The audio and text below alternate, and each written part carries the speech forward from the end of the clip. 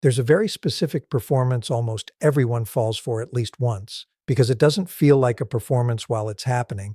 It feels like the most authentic, most electric connection of your entire life. It feels like finally being seen, finally being understood, finally meeting someone who thinks the way you think, wants the way you want, hurts the way you hurt.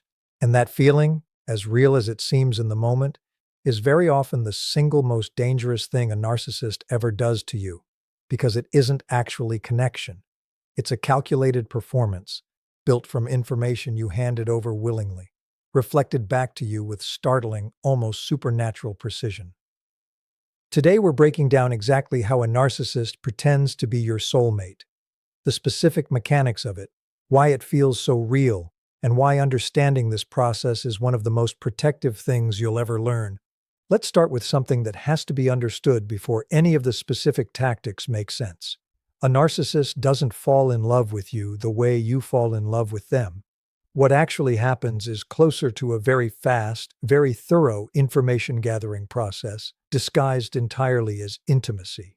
In the earliest stage of this dynamic, a narcissist typically asks an enormous number of questions about your childhood, your past relationships, your deepest insecurities, your unmet needs, your biggest wounds, your wildest hopes. And here's the part that makes this so devastating in hindsight. This questioning genuinely feels like the deepest emotional intimacy you've ever experienced, because most people, in ordinary relationships, don't actually get asked these questions this early, this intensely, or with this much apparent fascination. It feels like finally being truly seen. What's actually happening is reconnaissance. Every answer you give becomes raw material for the next phase of the performance. This is the first mechanism worth understanding clearly. A narcissist's version of soulmate connection is built entirely from your own material, reflected back to you.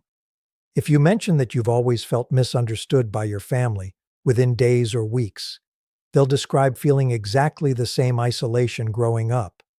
If you mention that you've always dreamed of traveling somewhere specific, they'll suddenly reveal an intense, lifelong passion for that exact place. If you describe your ideal partner, in any amount of detail at all, you will very often find yourself, with uncanny speed, dating someone who appears to embody almost every quality on that list. This isn't coincidence, and it isn't fate. It's a mirror, constructed in real time, using the exact blueprint you handed over during all that seemingly intimate early questioning. Here's why this mirroring works so powerfully, and why it's so difficult to recognize while it's actually happening. Humans are wired to feel an intense, almost overwhelming sense of connection when we encounter someone who seems to share our exact values, our exact wounds, our exact way of seeing the world. This isn't a flaw in your judgment. It's a completely normal, deeply human response to what feels like genuine resonance. The problem is that genuine resonance, built over time through actual shared experience, feels almost identical in its early stages to resonance that's been manufactured deliberately, using information you provided as the raw material for its construction. The feeling itself doesn't come with a label telling you which kind you're experiencing. You have to learn to look at the mechanism underneath the feeling, not the feeling itself, in order to tell the difference. The second mechanism worth understanding. A narcissist performing the soulmate role tends to move at a speed that should, in retrospect, feel alarming, but that in the moment feels romantic, even fated. Declarations of profound connection within days or weeks. Talk of a shared future, moving in together, marriage, children, introduced with startling speed, often explicitly framed as evidence of how rare and special this connection obviously is. I've never felt this way about anyone. I feel like I've known you my whole life. This must be what people mean when they talk about soulmates.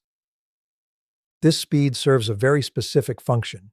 It doesn't give you time to actually test the relationship against reality, against how this person behaves under stress, under disagreement, under the ordinary friction that any real long-term compatibility has to survive. Instead, it asks you to accept the conclusion, soulmate, meant to be, fated, before any of the actual evidence that would normally support that conclusion has had time to accumulate. The third mechanism, an intense, almost theatrical display of vulnerability, offered early and often, specifically designed to accelerate your own emotional investment.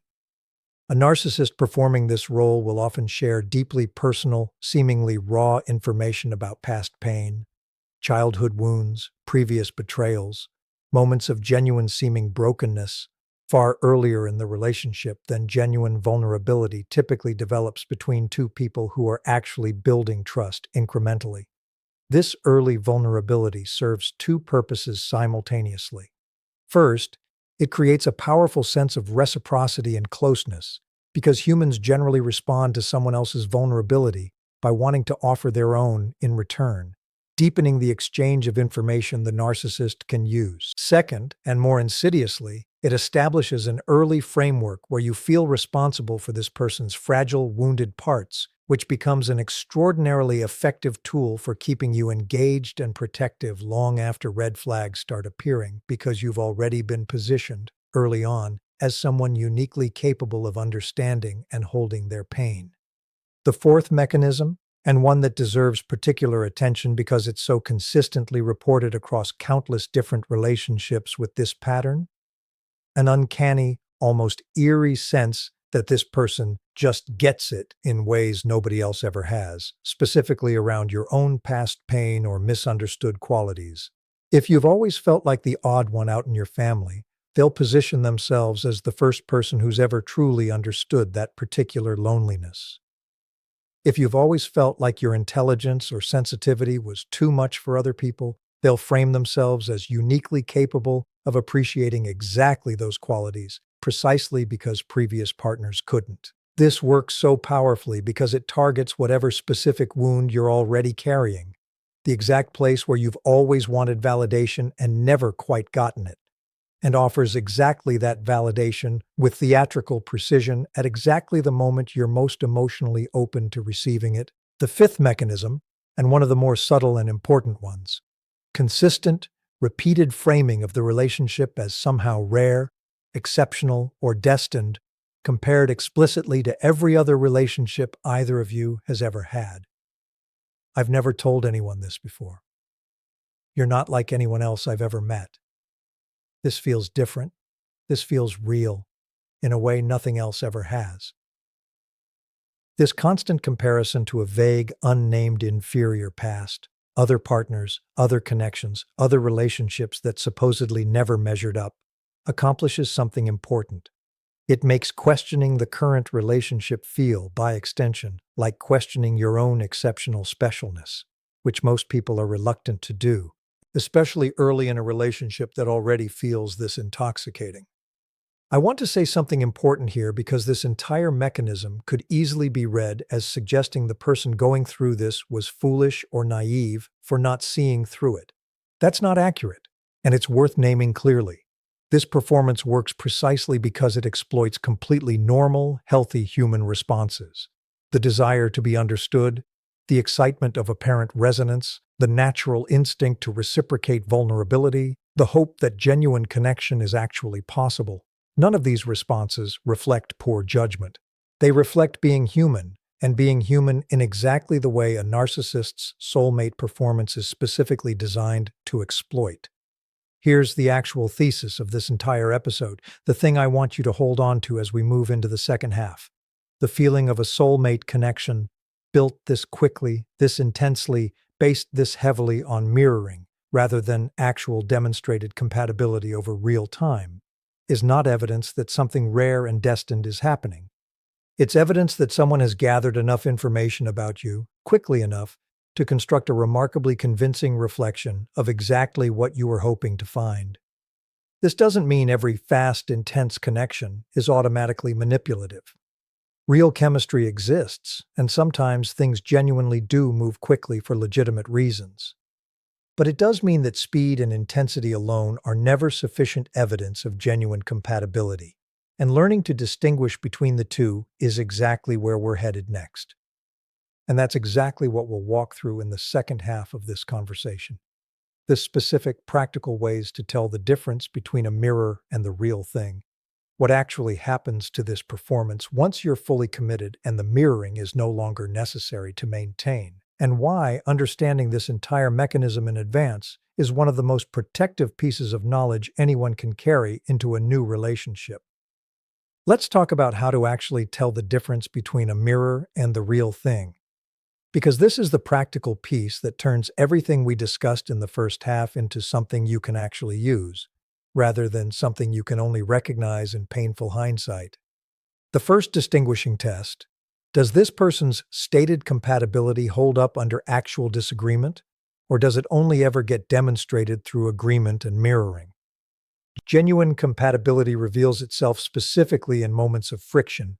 Two people who actually share core values will often still disagree about specifics, will navigate real tension, will occasionally frustrate each other, precisely because real compatibility isn't about identical opinions on everything. It's about a shared foundation that can hold disagreement without collapsing. A mirrored performance, by contrast, tends to avoid friction almost entirely in the early stages, because friction would require the narcissist to reveal an actual, independent perspective rather than simply reflecting yours back to you. If you find yourself months into a relationship genuinely unable to recall a single real disagreement, a single moment where this person's actual perspective diverged meaningfully from your own, that absence is worth examining carefully, rather than experiencing purely as evidence of remarkable compatibility. The second distinguishing test: does this person's account of their own past, previous relationships, previous friendships, previous conflicts hold up to scrutiny over time, or does it shift depending on what seems most likely to resonate with you in any given moment? This is one of the more revealing tests, because a narcissist performing the soulmate role often adjusts details of their own history, subtly, depending on what they've learned resonates with you. If you've expressed frustration with partners who were emotionally unavailable, their own past relationship stories will emphasize how they were always the emotionally available one, betrayed by partners who couldn't meet them there. If you've expressed a longing for adventure, their past stories will emphasize spontaneity and risk-taking that may not show up consistently elsewhere in how they actually describe their own life. Paying attention to whether someone's account of their own history stays consistent regardless of the audience, or whether it seems to shift specifically to match whatever you've recently revealed about your own preferences, is a remarkably effective way to detect this kind of performance. The third distinguishing test: does the relationship's pace allow for genuine, incremental trust building, or does it consistently pressure you toward conclusions? Soulmate, meant to be, forever, before enough actual time has passed to justify them. Real, sustainable trust is built through repeated, small moments of reliability over real time. Promises kept, small commitments honored, consistency demonstrated across many different situations and contexts.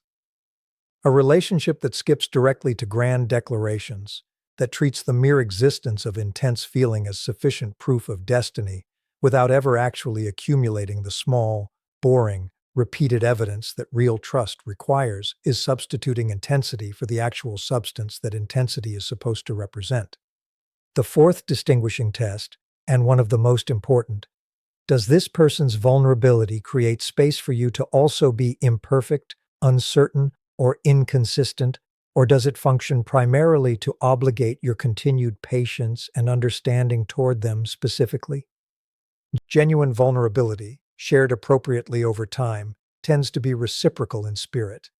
It creates a relationship where both people can be human, can have hard days, can occasionally need support without the relationship's entire foundation feeling threatened. Performed vulnerability, deployed strategically as we discussed in the first half, tends to function differently. It establishes an imbalance where their fragility requires constant tending, while your own occasional need for support or space gets met with far less patience than you've been trained to extend toward them. The fifth distinguishing test, and the one that matters most in the long run: does the sense of "no one has ever understood me like this" remain stable and consistent over months and years, or does it begin to feel, gradually, more conditional? present specifically when you're agreeing, accommodating, or providing whatever this person currently needs, and notably absent the moment you assert an independent need or boundary of your own. This is often the clearest, most reliable signal available, because it reveals whether the original soulmate understanding was ever actually about you as a whole, complex person, or whether it was specifically calibrated to the version of you that was most useful and most agreeable in that particular moment. Now, I want to talk about what actually happens to this performance once you're genuinely, deeply committed, because this is the part almost nobody expects going into it, and understanding it in advance is one of the most protective pieces of knowledge in this entire topic. Here's the uncomfortable truth. The elaborate mirroring, the intense early vulnerability, the constant validation of exactly your specific wounds, all of it tends to fade, often quite significantly, once the relationship reaches a level of security where the narcissist no longer feels they need to maintain it in order to keep you invested. This is one of the most disorienting experiences reported by people who've gone through this dynamic, because the fading isn't sudden or dramatic. It's gradual enough that it's easy to explain away. Relationships naturally settle down after the honeymoon phase. Everyone gets more comfortable and less performative over time. This is just what happens once the initial excitement wears off. And to be fair, some genuine settling is normal in any healthy relationship. But there's a specific quality to this particular fading that distinguishes it from ordinary relationship maturation.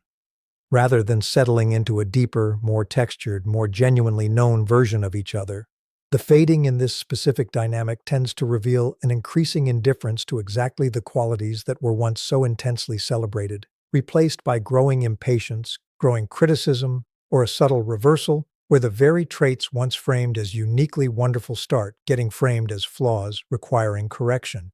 This is the actual mechanism worth understanding. The soulmate performance was never actually about celebrating who you are. It was about securing your investment quickly and thoroughly enough that the relationship's foundation could survive the withdrawal of that performance once it was no longer strategically necessary. And this is exactly why understanding this entire mechanism in advance matters so much. Not so you become permanently suspicious of every intense connection, but so you know to keep watching past the initial intoxicating phase for whether the depth of understanding that felt so remarkable in the beginning actually holds steady over real time, through real friction, through the ordinary demands of a real, sustained relationship, rather than only existing in the specific conditions where it was most useful to maintain. I want to leave you with an image because I think it captures everything we've walked through today better than any explanation could. Picture a hall of mirrors, the kind found in an old, elaborate carnival, a space specifically designed to reflect back an exaggerated, flattering, almost magical version of whoever walks through it. Standing in front of one of these mirrors feels genuinely wonderful in the moment because the reflection shows you exactly what you'd want to see, amplified, celebrated, made to look more striking and more remarkable than an ordinary mirror ever would.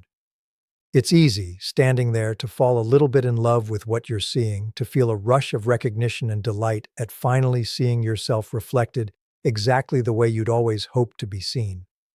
But here's the thing about a mirror: however flattering, however carefully designed to please you, it has no actual depth behind it.